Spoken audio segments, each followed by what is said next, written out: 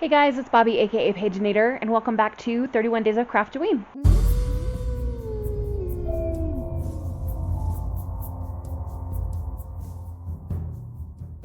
I was looking through some of the supplies that came with this junk journal, the one that I ordered on Etsy, and just kind of flipping through, and I found these two pieces here.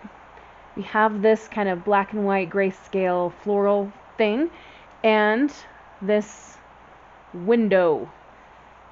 And I set this on top of this, and for some reason that gave me an idea for a story.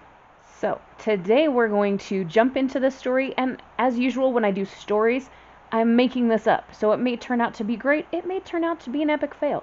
We won't know until we get to the end. Our story begins with two sisters. These sisters,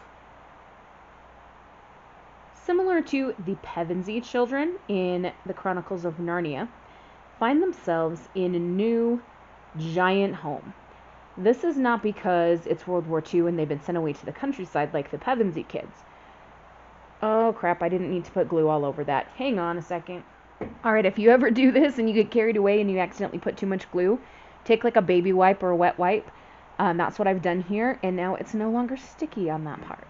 So as I was saying, these guys have a similar situation to the Pevensey kids. There are going to be other parallels between this and those kids as we go through the story.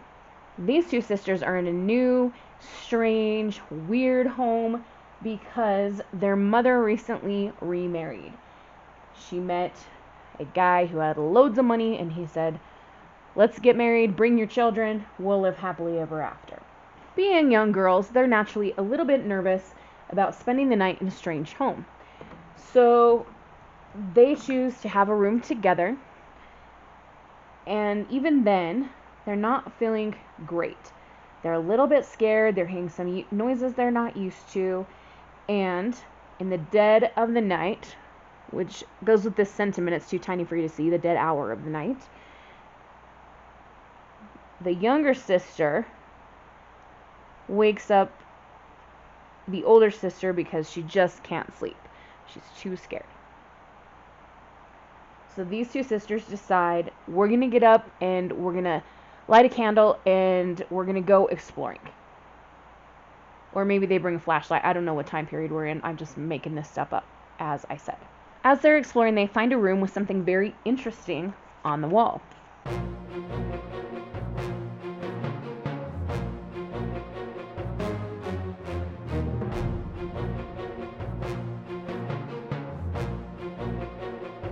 What the sisters see on the wall is a large window, and they're noticing something quite strange on the other side of the window. It almost looks like a mirror, but then there are birds flying, so they think, no, it must be a window. So the older sister, let's call her Eleanor, because why not? She goes closer to the window to see what she can see. And she notices that if she looks through the window, she can not only see those birds flying, but she can see flowers. And everything seems to be gray. It's all black and white. These girls live in the black and white days, apparently. But to them, everything looks like it's color. So when they look through this window and see something black and white, it's very strange to them. And they're wondering what is going on. They happen to notice a hinge on the window hidden by some of these flowers here, and Eleanor reaches out and swings the window open. She and her little sister Beverly feel a strange desire to crawl through that window and explore this crazy black and white world that they are seeing. Now this paper has some browns in it, but we're going to pretend that it's gray. You can tell that I totally make this crap up on the fly. But you're here, so you already know this. Once the girls, Eleanor and Beverly, are in this crazy black and white and gray world, they meet a large crow. This crow will be their friend and guide on their adventures in this world, much like the Tin Man and Scarecrow and Lion for Dorothy. or the beavers for the Pevensey kids. They're travel companions. I'm trying to think if there was a way to make more grays and such appear in this world, and I have some mica stain that's like kind of gray toned. Where are my swatches for the mica stain? Okay, so this color maybe would help. Some gold. And this color. This one's more of a brownish kind of gray, and this one's more of a silvery gray. So I think this one would be more of what I'm looking for, and that one is Phantom Mist, which is in the other room. So I'm gonna pop in there and grab that, and I will be right back. Here's our Phantom Mist, and I have put some wax paper underneath this page and on top of this one, just for protection. I do have some other stuff that I use sometimes for this, but wax paper was like right by where I was walking, and I just grabbed it.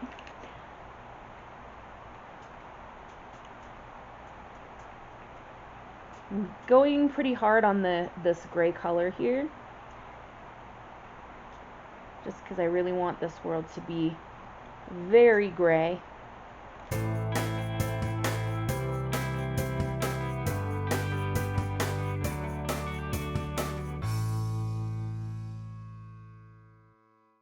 We do have quite a bit of gray shiny now.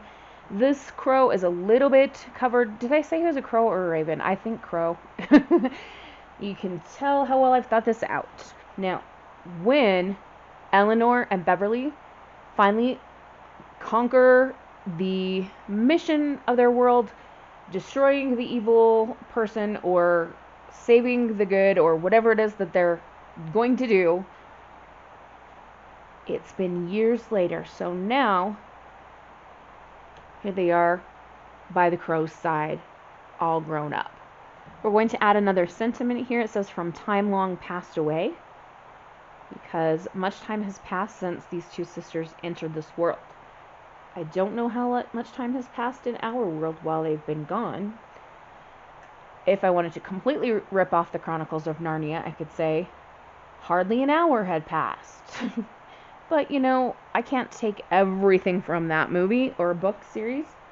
Now, here's something that I would have liked to do with this spread. And I said would have because I don't know how to do it. If I can figure it out, I will add it later. But I have all these beautiful acetates with this shiny print on them. And I imagine these as like the doorways that these girls would travel through between our world and the one that they end up in. And I thought it would be cool to like hinge them and put them here in the middle between these, as like they have to go you know, through all the doors. But I just don't know how to attach them with everything being transparent.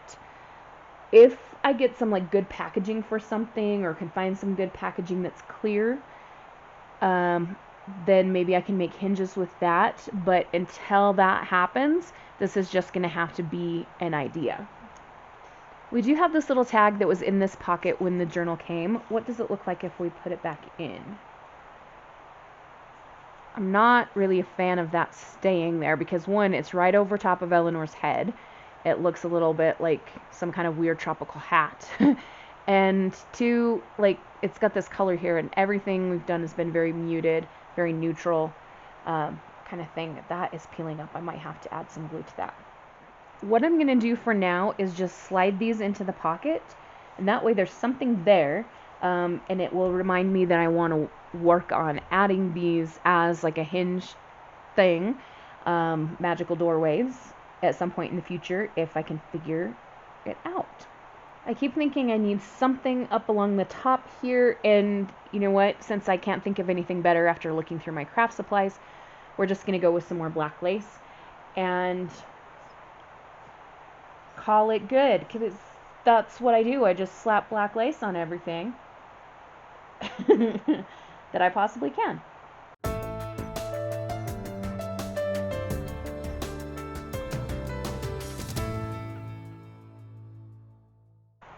going to add this piece just kind of peeking out on the page behind Beverly. Is that what I said her name was? The little sister? Worst storyteller ever. So then it's kind of like a little page tab. We'll pop these back into the pocket. And in the meantime, if you have any brilliant ideas for what I can use to hook this together other than like plastic packaging, let me know. And I'll think about that for another day. I'm going to leave this open to let the mica stain fully dry, and we're going to call this one good. I hope this wasn't an epic fail and that you gained something from it. Have a wonderful, magical, and bookish day. Happy reading, journaling, or crafting. Adios.